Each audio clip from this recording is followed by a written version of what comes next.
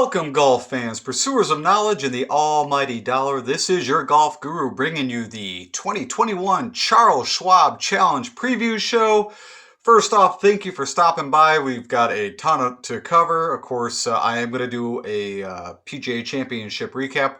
What an amazing tournament. Shocker that Phil pulled it out. But we'll get into all that. I'm going to give a course breakdown. We're going to talk about the form, everything you need to win here, you name it. I'm going to get you prepared to start thinking of your DFS plays and also your bets, and make sure you're prepared. And then I will, of course, release my pick show tomorrow and then the value plays. So again, thanks for stopping by, and we'll put one shameless plug in. We're almost at 500 subscribers. If you're watching this and you've been watching me and you like what I do, I would greatly appreciate it to subscribe if you've not done so far. And I'm going to do some promotions coming up here very shortly. So let's jump into this. All right. So as discussed, of course, Phil Mickelson shocked the world. I never seen this coming. Amazing enough, whenever something like this happens, I always, because for the guys that do what we do, I don't want to say analysts, people that, just watch a ton of golf, that are always trying to predict who the next winner is for each tournament. It's literally like being a detective, right? You're always just looking for all the breadcrumbs and trying to put that together to figure out who has the best chances of winning. The funny thing with Phil is that, in my own opinion, that I never thought I would see this coming. I'll be the first to say that he was not on my radar. But then, of course, after the tournament got going, we started to see, him keep performing and not doing a typical Phil kind of meltdown. I started to do some kind of due diligence to try to figure out, and there's multiple things we could look at. You could look at his last win, of course, at Pebble Beach, AT&T, Coastal Course, wide open. You can look at his good showing at the Masters. I think he had a 21st or 23rd, something like that. Of course, comfortable there. But again, the narrative that I've kind of come to is that he is really a lot more comfortable playing courses, even if you look at the U.S. Open's past history of his success, wide open tracks, remove the trees where he can get in trouble. He can flight the ball. He can play a bunch of different shots. But the guy is, the best all time around the green.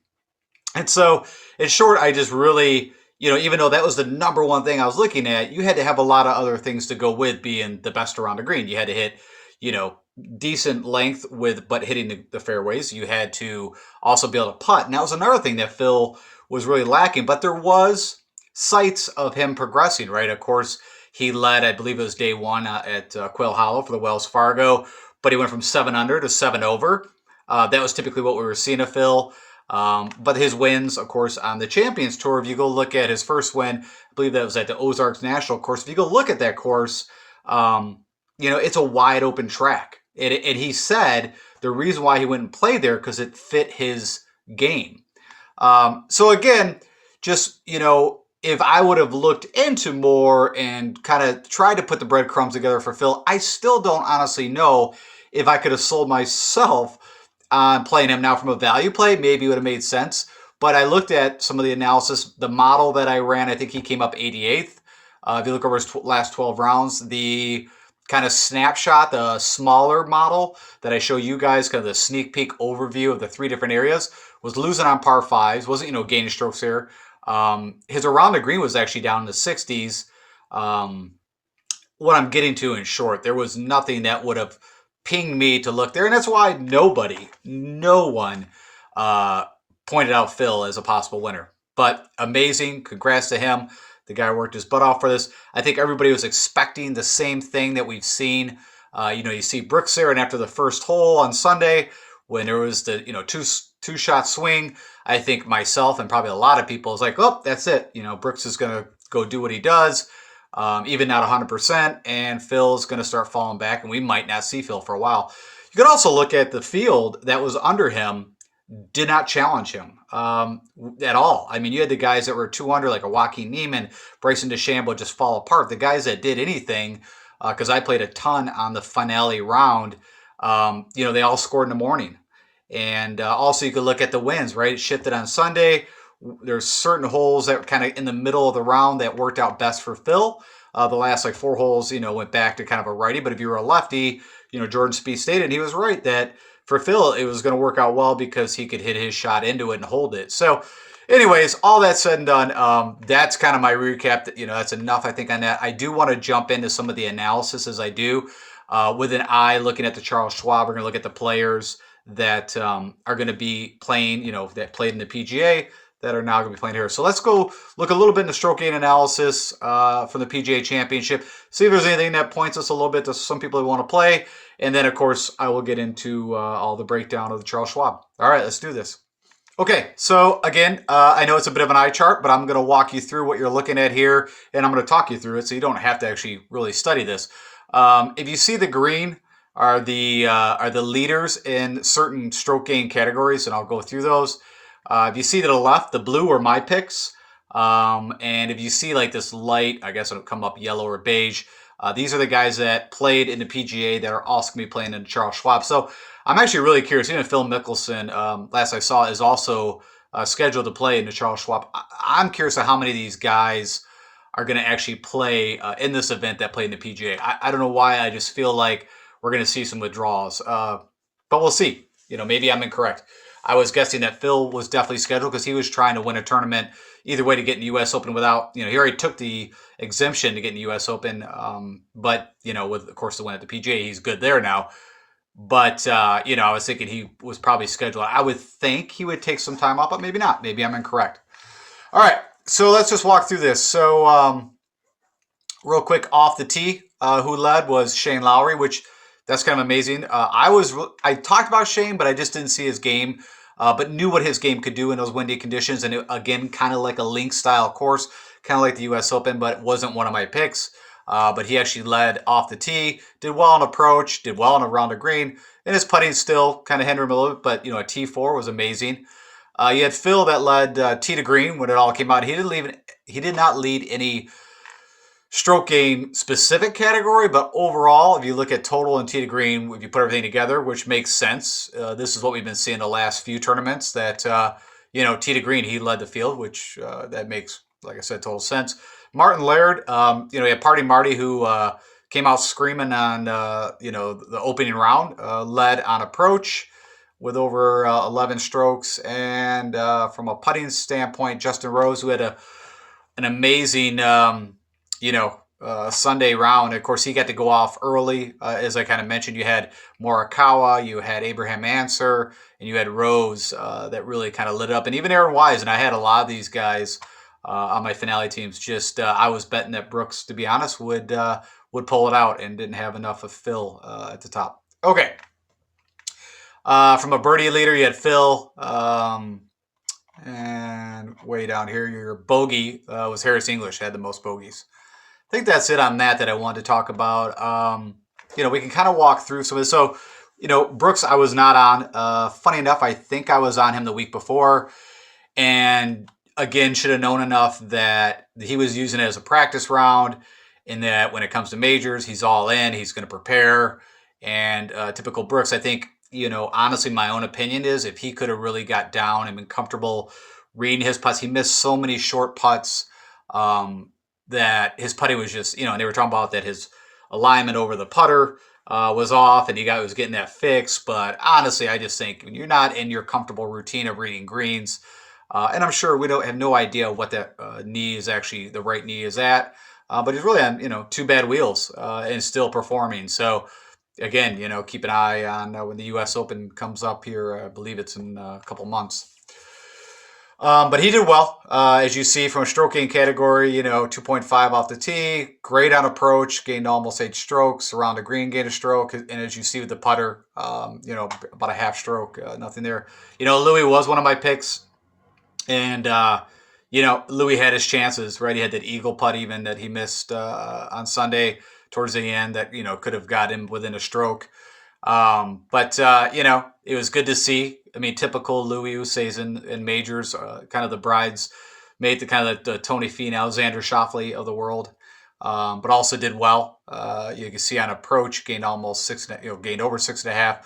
Nothing great on the tee, but really solid around a green. This was the number one category that I was looking at, right? Remember, was the first thing, which I've never picked that.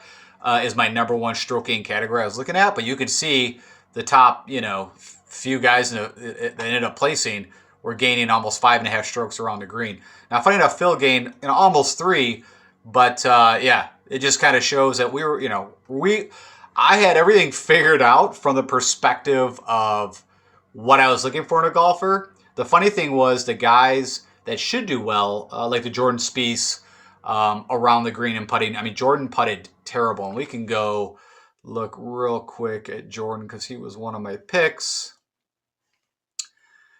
Yeah, you can see there he lost 2.2 strokes putting, and that's very rare for Jordan. So that's something to keep in mind. They didn't tell us on the stemp meter what those greens were running. We know they were running slower than usual. I don't know if there's a correlation where paspalum and slower greens for Jordan caused, but I've never seen Jordan putt that bad. It's been a long time. But anyways, something else that no one really mentioned, and I'm sure it was Padre Harrington. I know Phil, it was a media dream that Phil won. But, amazing. Padre Harrington will turn 50 here very shortly. Of course, the Ryder Cup captain came out with a T4. And again, a lot of this was due to just how many of the guys that were in the 2-under range actually fell back. And these guys moved up. Paul Casey was a pick of mine. Abe Answer, who I think is very live at the Charles Schwab that's coming up, had this amazing Sunday round, did well off the tee, great on approach. Around the green, actually, is what hurt him, but did well with the putter. You got Morikawa, who is going to be playing in this, of course, if you remember. Of course, Daniel Berger is our past champion, and he actually went to a playoff and just missed a 3-footer. I don't know if you remember it or not, but just button hooked it out. So very live coming up. He's only played this course once before. You got Justin Rose, past champion. Again, I already mentioned, had an amazing Sunday, shot 5 under. Not a great on approach or around the green, but ridiculous with the putter, gained almost 12 strokes. So that makes me a little nervous, but Justin Rose is a good putter. Is he 12 strokes good? No. You got Scotty Scheffler, who had also a pretty solid weekend. Shot 1 under, 2 under. Nothing great around the green, but also did well with the putter, gaining over 4.5. You got Tony Finau, who just kind of hung around. Didn't do anything great, but had a pretty decent weekend. But actually amazing enough, led around the greens. And I didn't get to watch a lot of Tony, but in short, the gain over 6 strokes around the green, he must have chipped a couple in. But like I said, I didn't get to see a ton of Tony. You got Will Z, who, did amazing on approach and off the tee around the green, and the putter kind of let him down a little bit, but he's also going to be in the field coming up here. I think Corey Connors, the first person I thought of, because I think of this course a lot like RBC, Heritage, Harbor Town. I think there are a lot of similarities. I think that could be somebody that just, is under the format of, if you think about the last 2 winners, Cage Lee and Mickelson, they've had those little 1 or 2 rounds of excellence, and just been showing, this is more about Corey Connors, showing good recent form. And I think, Corey's due. I mean, of course, his first win was at Valero in Texas. We're, of course, going to be in Texas again. He led 5 under, and I believe he had an afternoon tee time. So what he was doing compared to the rest of the golfers was amazing. It was too bad they came out and just had a disastrous first 9 on Friday, and actually had a morning tee time. So, figure that out. Just the way it went. But you could see, off the tee, amazing. On approach, just around the green and putter kind of hurt Corey, which is very typical. Charlie Hoffman was a pick of mine, ended up with a T17. I was on Keegan, ended up with the 21st. Patrick Reed, another guy that, funny enough, his around the green game isn't where it was recently, and the putter. But you could see the off the tee hurt him, losing 2 strokes. Approach gained 3, better around the greens than what he has been, 4.5, and the putter, actually came on, and you can see, he just made the cut on the number, and then went 5 under for the weekend, so pretty impressive there. Sungjae M, I just wanted to point this out that, he gained on approach, which he has been struggling, and had a pretty good showing. He'll be playing here. Billy Horschel, same thing, made a cut on the number, had an amazing Saturday, but really didn't do a whole lot on Sunday. and kind of, just, gained a tiny bit off the tee, gained a stroke off on approach, gained barely zero point 0.2 around the greens, but, gained 5 with the putter, and Billy is a good putter. We already talked about Marty Laird. Fitzpatrick was a pick of mine. So-so. He actually, I think, I watched a little bit of him, and he was not doing a whole lot with the putter, but it looks like, he started to make up for it maybe towards the weekend. But yeah, solid all around. Patrick Cantlay, not that I saw that he's actually in this field, but really shocked me on the change. I mean, from the last tournaments we've been watching him, made, at one time, I think he made an eagle, like a few holes. Like the short of it was he was close to missing the cut, and then really turned it on the last few holes on Friday, and then, shot one under, I guess, pretty much for the weekend, but, gained almost 8 strokes off the tee. Approach is still a little shaky and around the green, but the putter was nuclear, where his putter was a disaster before this. So that's interesting, something just to keep an eye out for. You got Joaquin Niemann, who is going to be playing here. Gained 3 strokes off the tee, almost 2 on approach. Rough showing around the green, losing 3.5, and gained almost 5 strokes putting. Jordan, we talked about briefly. I'm not going to go too much more into it, but just, the putter killed him. Long story short, he actually hit the ball well, just didn't do well. Matt Jones was one of my picks, and actually, had a great Sunday. A little shaky start, made the cut by a stroke. Great off the tee, terrible on approach, almost lost 6.5 strokes. Great around the green and great with the putter, but again, just the Australians in the wind was why I was on him. Webb, I've been a bit sour on Webb, but I just thought maybe his game was getting better, and I just kind of feel like Webb is just not Webb, and I'm gonna have a hard time. I'm not gonna lie, playing him going forward unless we literally go to Wyndham or something like that, where short par 70. Actually, this course fits Webb better. Like I said, the narrative that I was going with Webb and why he was on my radar. Now, he made the cut and had a decent Saturday, but that was about it. He is missing off the tee, which Webb can't do. He doesn't hit it long enough to miss. So he's got to be dead accurate. His approach is not where it's been. And even the putter. Now, around the green wasn't bad. And you can see the stat here, 3-point. But his first 2 days putting, he made the cut on the number. His putter was, not Webb-like at all. And so if Webb is not firing on all cylinders, he is not talented enough, in my view. He doesn't have that killer one thing. I mean, it used to be his putter and long iron game, but he doesn't have that. So without that, it's going to be hard for me personally to start rostering Webb. I'm going to have to see, like I said, unless we're talking, the beginning of the year, the short courses, the Ocean Island courses, something like that, or the Wyndham or something like that. Gary Woodland's been really picking up his game. I was shocked. Gary, was up there again, one of those other, 2-under guys that, we know he can strike the ball. Also success at Pebble Beach. Of course, won the U.S. Open there. Had a bad Sunday. His putter was letting him down. And you can see he was losing a little bit off the tee, 2.5 to the field, but really gaining on approach, gained 6 strokes. So all I'm saying is that me personally, I'm turning around a little bit more on Gary, where I just, he was in bad form for so long that, honestly, like Phil Mickelson, where you weren't really even, in my brain, even doing a whole lot of analysis on those guys. Jason Kokrak will be in this upcoming at the Charles Schwab. He was one of my picks, ended up with a T49. Didn't do what Jason typically does, gain off the tee. Did gain with the putter, lost a stroke around the green. Brian Harman was really the guy, for whatever reason, I was really focused on. And Brian Harman didn't do what Brian Harman typically does, and that's, is a crazy putter and is around the green. So he lost in the 2 areas that I was expecting, gain in the 2 areas. Off the tee, I'm not expecting Brian Harman to gain strokes against the field. I just need him even. Approach, he gained 3, but he missed the cut by a stroke. I would like to see what he could have done the weekend. I really was my kind of off, I don't want to say off the wall, but not a very popular pick. But yeah, didn't pull it out.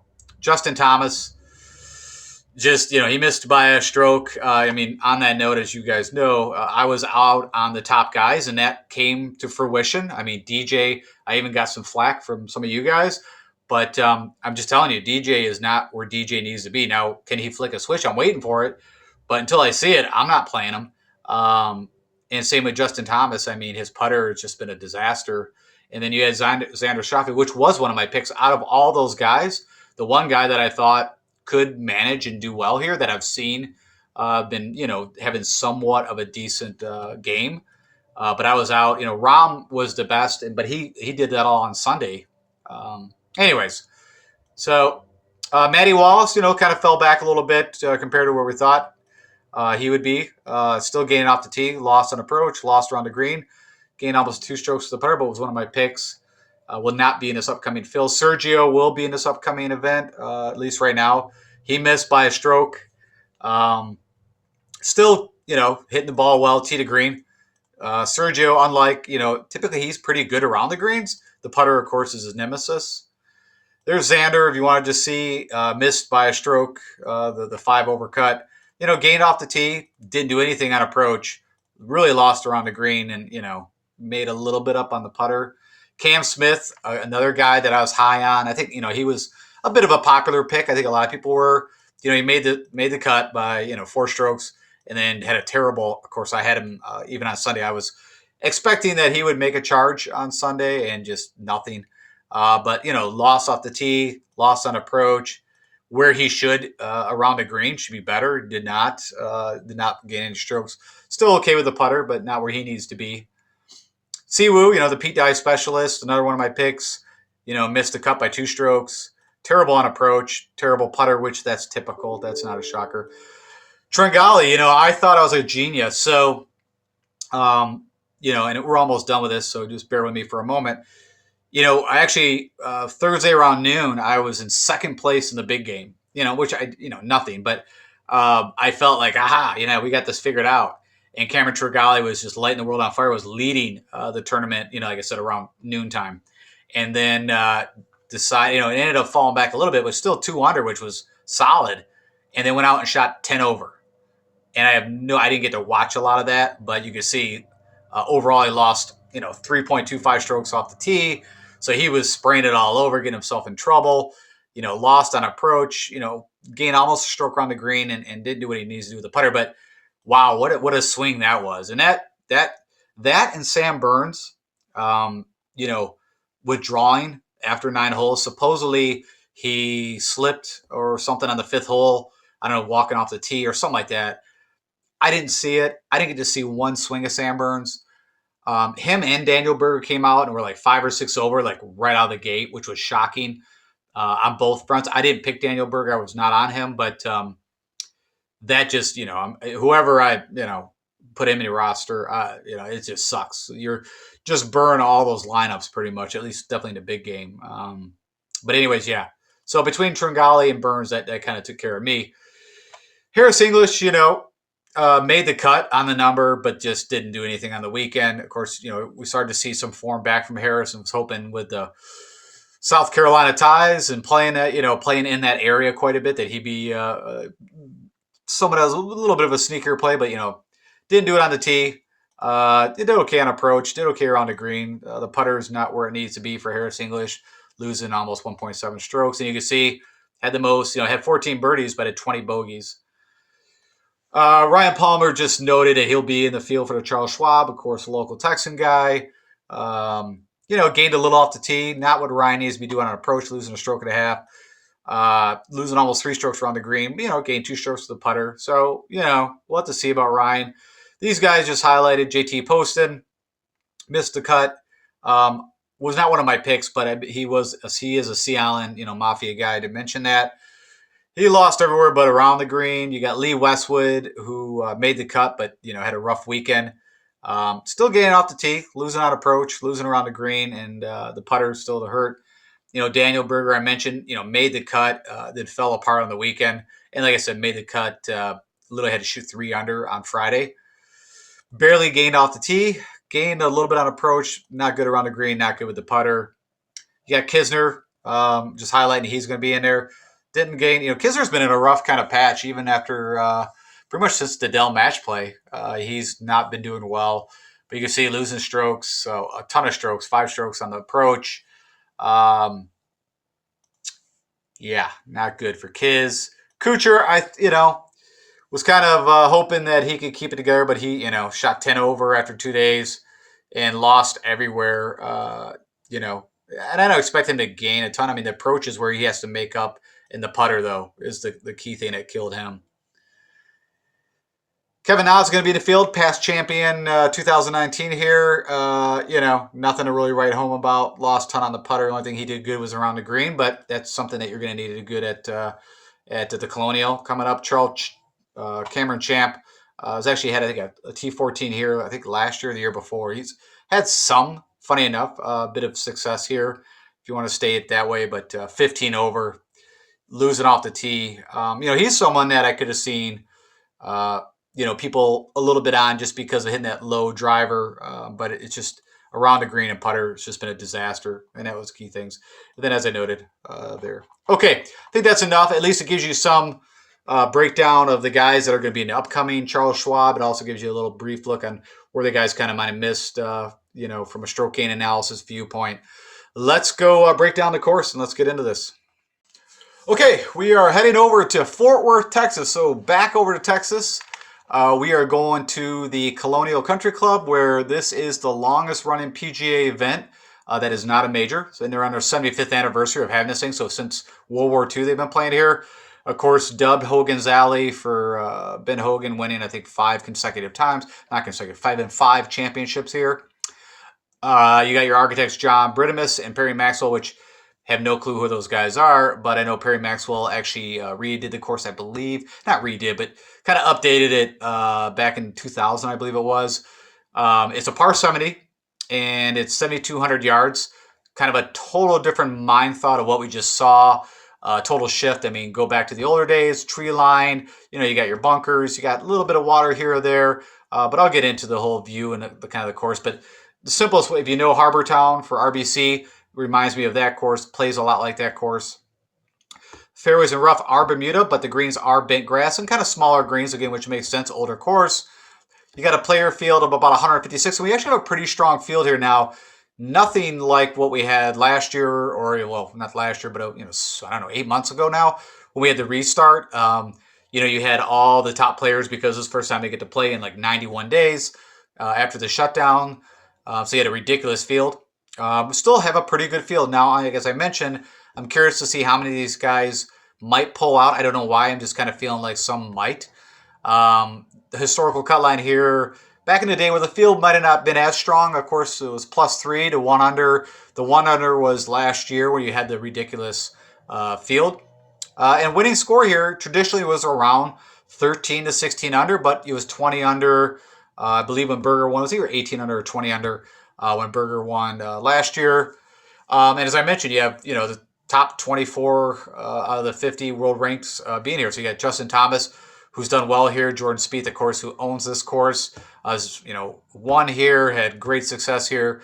You got Patrick Reed. You got Colin Morikawa, that, again, went to a playoff with Daniel Berger and missed that little 3-footer, had the button hook to win it. And, of course, defense, as I already mentioned, again, tree line. You got dog legs. You got the horrible horseshoe, which toughest holes or toughest stretch of holes, 3, 4, and 5. You got sand. You got a little bit of water here or there. And it is, like I said, it's a true shot maker's thinking man's plot yourself around the course. Get rid of the bombers, as in, not that they can't do well here. It's that it's not an advantage to be able to hit the ball 340, 350. But, Bryson DeChambeau, who's actually shown up and done well at Harbor Town, has also had some success here. And course form or course fit definitely does show up here. So if you take away last year, because of the unique field, since 2010, 7 of the past champions had a top 15 or better the previous year. So, again, this is a course. We have a ton of, history, a ton of data. No issues on that side for this. So we're going to be able to kind of pour through all that and figure out who we're liking. So as I typically do, you get I want to give you guys just a quick overview, and really the only things that I'll kind of point out is again the tree lines. You're going to see a lot of the bends, the dog legs. So you got to hit your shots to a point and then make your next shot. You can't just now honestly, could DeChambeau cut off some different areas, or some of the guys? Yeah, they could take the little different lines of what you're seeing here. But yeah, in short, just so you can get an understanding of what the course looks at.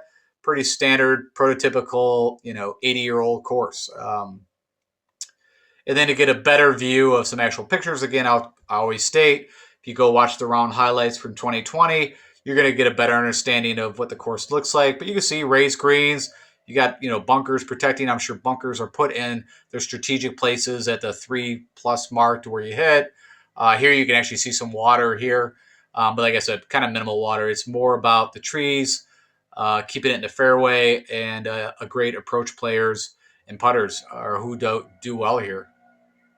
Okay, if we take a look at the scorecard, this is actually also a little unique. You've only got 2 par 5s here. As mentioned, it is a par 7. You got 11 par 4s, 4 par 3s. And it actually bookends the, 2 of the easiest holes to start out with, so it's a very gentle handshake. And not typical, of course, as we've been seeing, it's a gentle outward bound. So the tournament, you're not as worried about turning at the very end. The meat or the difficult, again, is the 3, 4, 5. You got the horrible horseshoe. And of course, a lot of the par 4s are shorter. You're looking, again, it's not about length here. It's about accuracy and plotting your way. And you got some longer par 3s, but nothing, outlandish. So yeah, it's just, again, guys that it's all about the approach here. And if you look at past conditions, so, typically when I looked at past conditions, it can get firm and fast here. That's one of the defenses also of the course. But the year that they played here, it wasn't that firm and fast last year, hence the scores being lower. I would expect that will change. And, the weather last we saw when they were over in Dallas, in Texas, it was a little moister than usual, but we'll see. I mean, just so you can understand, and of course, the wind can blow up, but I actually looked, it wasn't, a ton of where, the wind, but you can see it was calm, moderate, and the green firmness and whatnot wasn't that bad, so they could go score. So if it does get firm and fast, I won't expect to see it 20 under, somewhere probably mid-teens. But yeah, that's about it on that. And then to mention, so what is the skill ranks to win here? The first thing I'm looking at is approach, then putting, good drives. What that means is guys that, even if you're not hitting the fairway, you're just getting off a little bit, but you're hitting the green on your second shot. And really what I kind of do, and I'm just laying the model over that I use at RBC Heritage. I think it's very applicable. I might do some tweaking, but in the beginning, that's what I'm going with. I think around the green is important. The proximity of the pins that show up here is a lot of shots from 150 to 175, 125 to 150. Stroke gains on par 4s is going to be, also imperative because there's so many of them, 11 of them. So you got to look at the 350 to 400s. There's, the bulk of the par 4s fall between 350 to 450, really. And then you got 4 par 3s, so you're going to be efficient there. And you only have 2 par 5s, but you're definitely going to have to make your hay on the 2 par 5s.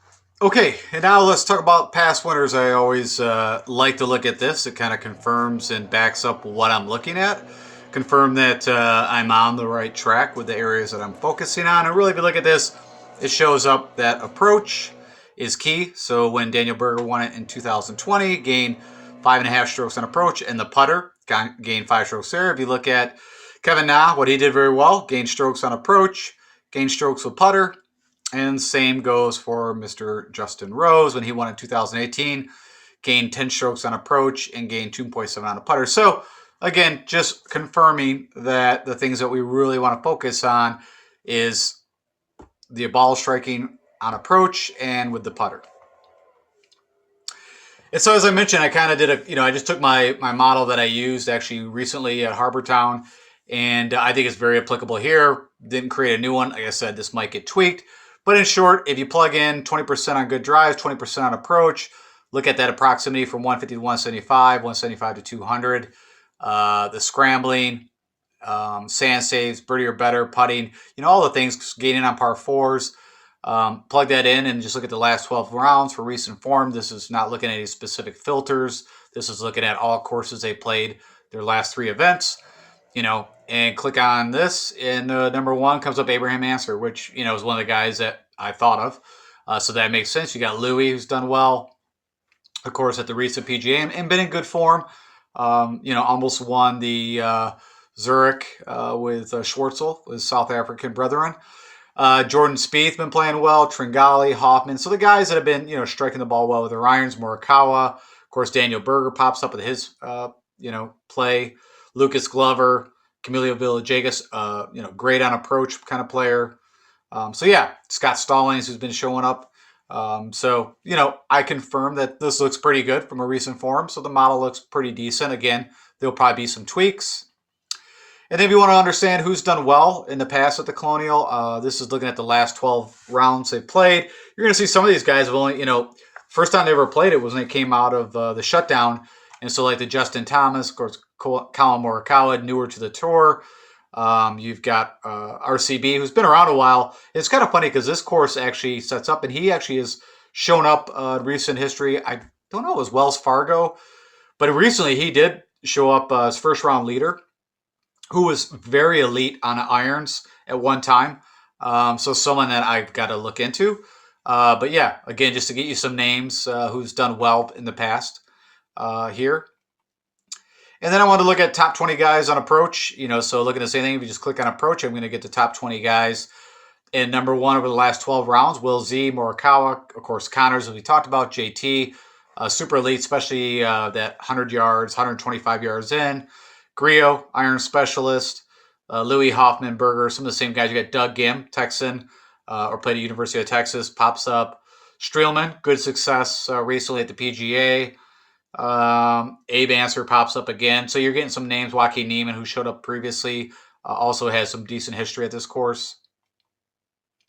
And then I did what I'm going to, just felt like doing for my own. And again, anything that I do for myself, I like to show you guys. Call it my KISS model, keep it simple, stupid model. So literally, if you just, took the majority, just broke the model down, weighted 33% on good drives, 33% on approach, 33% on putting. Look at the top 20 guys for that. Again, the first one it pops up, and not really too different at all than what my larger model looked at. Yet Abe Answer, Louis, Spieth, Joaquin Niemann, almost, exact same. Troy Merritt maybe is a little different. Neesmith, who the model always loves Neesmith.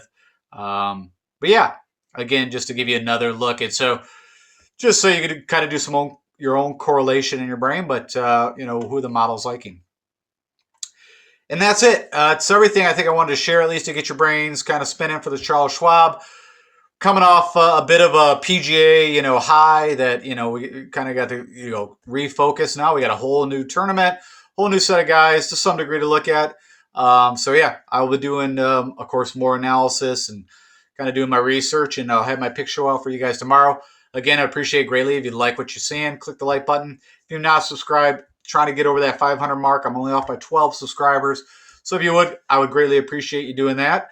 And if I can help you with any questions that you have throughout the Charles Schwab tournament or anything in the future, from one and done betting, your DFS lineups, feel free to hit me up on DFS Golf Guru, the Twitter sphere, or just hit me on a comment. I check my comments also on YouTube. So, okay, all the best to us, and I will talk to you guys later.